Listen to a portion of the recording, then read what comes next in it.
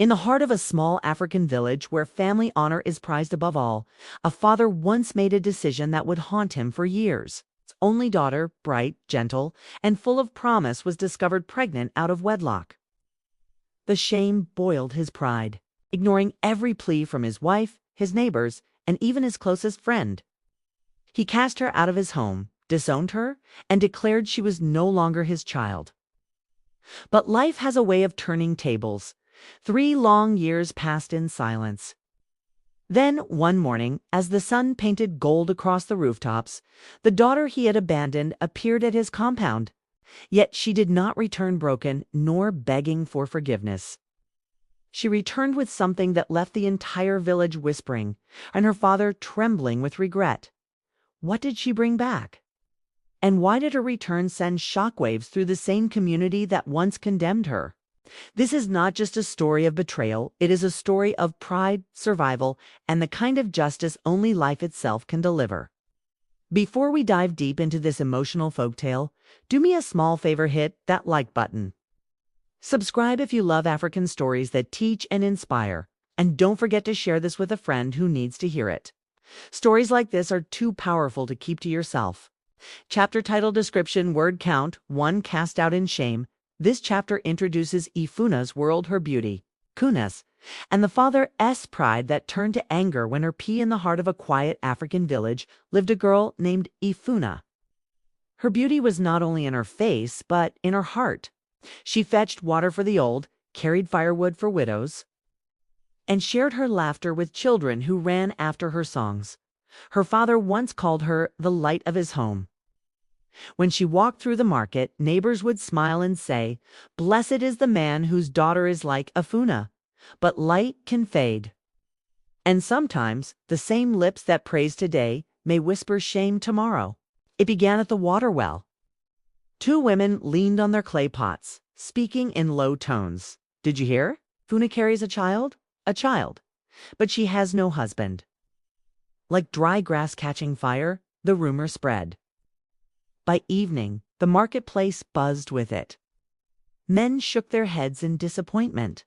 Some women laughed, covering their mouths. Children whispered when Ephuna passed, their fingers pointing like sharp knives. Her family's compound grew quiet. No one visited anymore. Neighbors turned their eyes away, as if shame was a disease they might catch.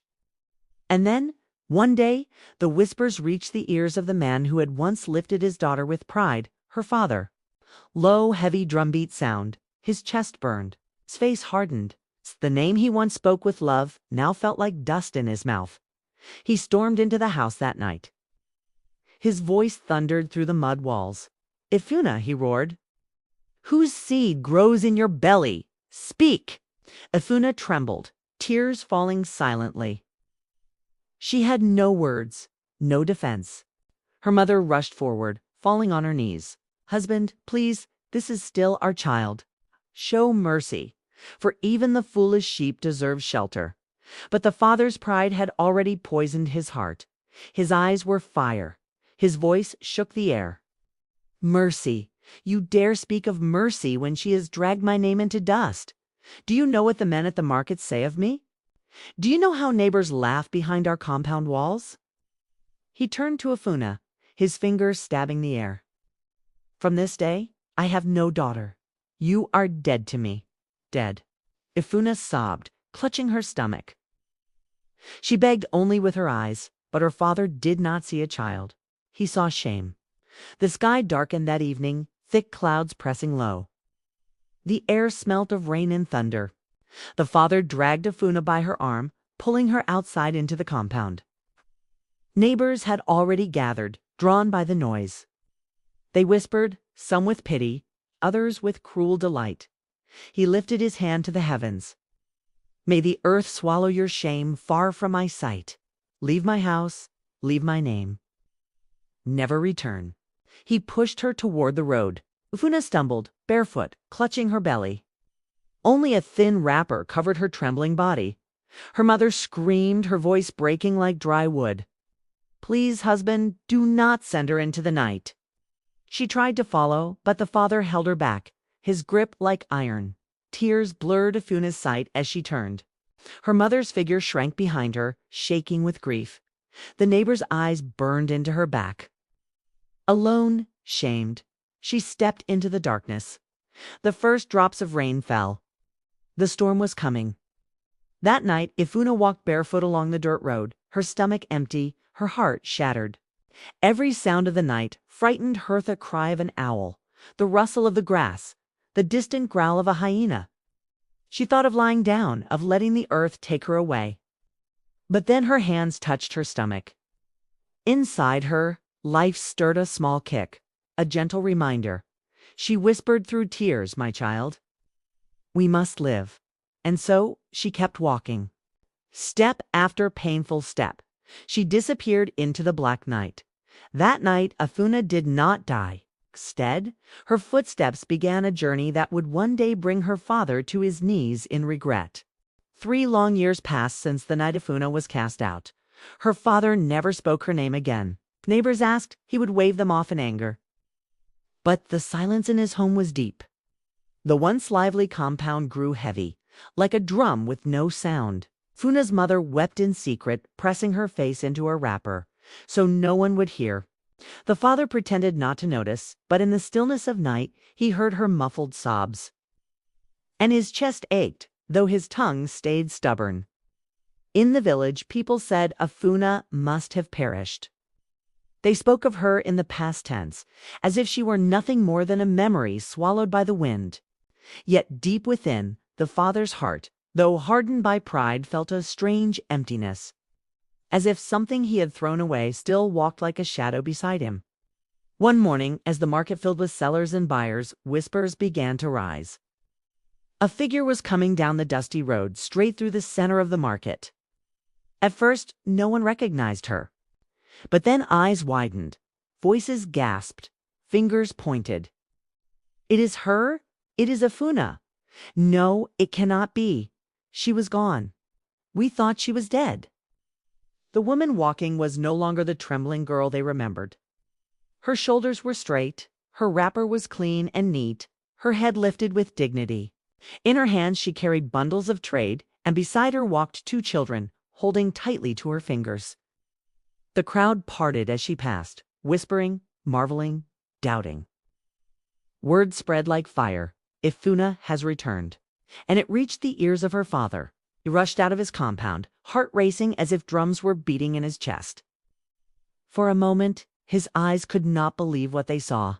At his gate stood Ephuna alive, strong and dignified, with 2 children who gazed at him curiously. Neighbors gathered quickly, their memories sharp. They remembered the stormy night he cast her out. Now they waited to see if he would raise his voice again, or if the past would return in shame. But Ephuna did not kneel. She did not beg. She stood with quiet strength. "Father," she said softly, "I have returned." The father's lips trembled. His voice cracked like dry wood. You live. Ephuna replied calmly. "I worked, I struggled, and I built a life. These are my children. They have come to greet their grandfather." The little one stepped forward, innocent eyes wide, and called out a word he never expected to hear: "Grandfather." The crowd fell silent. The father's knees grew weak. Tears, long buried, filled his eyes, and for the first time his chest broke open with regret. Her mother could no longer hold back. She broke through the crowd, arms outstretched, tears streaming like a river. She embraced Ephuna, kissing her cheeks, weeping without shame. The children clung to her, calling her grandmother. The father stood frozen, as if time itself had stopped. Its memory struck him like lightning. He saw again the night he had pushed Ephuna into the storm, the cruel words echoing in his head: "You are no daughter of mine." The neighbors stared at him, waiting. Would the proud man bow? Or would his pride still rule his tongue? At last his strength broke. His hands shook. His head bent low, lower than it had ever bent before. "My child," he whispered, his voice shaking. "Forgive me." Tears rolled down his wrinkled cheeks, and the proud man wept openly before his people.